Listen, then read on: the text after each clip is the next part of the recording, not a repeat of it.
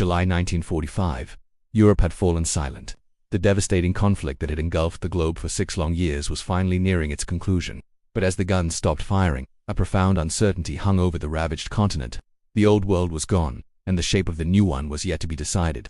It was in this atmosphere of fragile peace and quiet apprehension that world leaders gathered once more. This time, their meeting point was Potsdam, a German city just outside the ruins of Berlin, where they would finalize the decisions that would define the post-war era. Much had changed since their last major meeting in Yalta just a few months earlier. The faces around the table were different, reflecting the shifting political tides. America's Franklin D. Roosevelt had passed away, and his vice president, Harry Truman, now led the United States. A plain-spoken man from Missouri, Truman was new to the world stage, thrust into a position of immense power at a critical moment in history. Across the table, Britain's towering wartime leader, Winston Churchill, began the conference but was soon replaced. A surprise election victory for the Labour Party meant that Clement Attlee, a more reserved and pragmatic figure, took his place mid. Only one of the original Big Three remained, the Soviet Union's formidable Joseph Stalin, whose armies now occupied much of Eastern and Central Europe. With these new personalities came new dynamics. The atmosphere at Potsdam was starkly different from the earlier wartime conferences. The shared sense of urgency against a common enemy had faded, replaced by a more cautious, guarded tone. A palpable tension filled the air, a quiet undercurrent of disagreement that hinted at the ideological fault lines that were beginning to emerge. The alliances forged in war were now being tested by the challenges of peace. At the very heart of the conference agenda was the future of Germany itself. The nation that had plunged the world into war now lay in ruins, its government dismantled, its cities shattered. The central question was what to do next. The leaders grappled with how Germany would be governed in the immediate aftermath. They discussed how its crippled economy would be managed to prevent another collapse while ensuring it could never again fuel a war machine. And they debated how the responsibility for overseeing this process would be shared among the victorious powers. The solution they agreed upon would have lasting consequences. Germany, along with its capital Berlin, would be divided into 4 occupation zones, each administered by one of the Allied powers, the United States, Great Britain, France, and the Soviet Union. The stated goal was demilitarization, denazification, and democratization, a path to rebuild a stable, peaceful nation. But this division, intended as a temporary measure, laid the groundwork for a separation that would last for over 4 decades, becoming a physical symbol of a divided continent. The discussions at Potsdam extended far beyond Germany's borders. The leaders addressed the immense humanitarian crisis unfolding across Europe. Millions of people had been displaced by the war, refugees, forced laborers, and survivors of concentration camps. The conference laid out principles for their orderly and humane return home, a monumental task of logistics and compassion. They also spoke of rebuilding the shattered economies of liberated nations and restoring some semblance of normal daily life to a continent scarred by years of destruction and loss. Along with rebuilding came the crucial issue of accountability. The world had witnessed unprecedented atrocities, and there was a collective demand for justice. This agreement paved the way for the Nuremberg trials, a landmark moment in international law that established the principle that individuals, no matter their rank, could be held responsible for crimes against humanity. It was a declaration that the world would not simply move on but would first seek to reckon with the darkness of the past.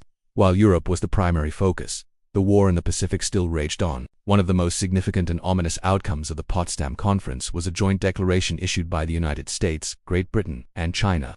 Known as the Potsdam Declaration, it delivered a final ultimatum to the Empire of Japan. The terms were stark and uncompromising.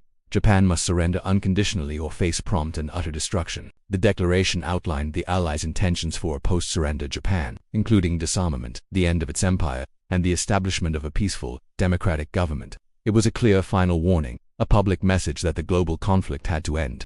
What remained unsaid in the public declaration, however, was the new and terrible power the United States now possessed. During the conference, President Truman received a secret message confirming the successful test of the atomic bomb. This knowledge fundamentally changed the strategic calculus and added a terrifying weight to the words prompt and utter destruction. The world was on the verge of entering the nuclear age. Despite the agreements reached on paper, the fundamental differences between the leaders became increasingly visible as the conference progressed. Beneath the formal handshakes and diplomatic language, a deep chasm was opening. Truman and Stalin, representing 2 opposing political and economic systems, viewed the future of Europe through vastly different lenses. The United States and Great Britain envisioned a continent of independent democratic nations with free market economies. The Soviet Union, on the other hand, was determined to establish a buffer zone of friendly, communist-controlled states along its western border to protect itself from any future invasion. This fundamental clash of interests led to growing mistrust. Debates over the borders of Poland, the amount of reparations Germany should pay, and the political future of Eastern European countries revealed just how far apart the former allies had drifted. The unity forged in the fires of war was rapidly dissolving. A new kind of global tension, a rivalry between superpowers, was beginning to take shape, casting a long shadow over the dawn of peace. This was the quiet, chilling birth of the Cold War. The Potsdam Conference was, in many ways, the final chapter of wartime diplomacy. It marked the end of the Grand Alliance and the close of an era defined by global military conflict.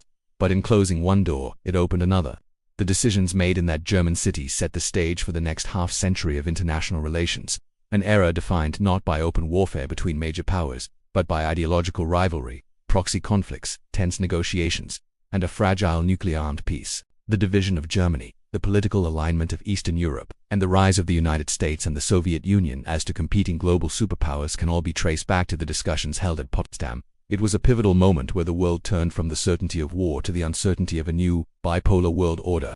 The legacy of Potsdam is complex and enduring. It is written into the political map and the collective memory of the modern world, a reminder of how quickly alliances can shift and how the end of one conflict can contain the seeds of the next. Thank you for watching this episode of WW2 Chronicles. We believe that understanding these critical moments helps us understand the world we live in today. If you appreciate this kind of in-depth historical storytelling, please consider subscribing to our channel and hitting the notification bell. Join us as we continue this journey, exploring the events and decisions that shaped our world. We look forward to seeing you in the next video.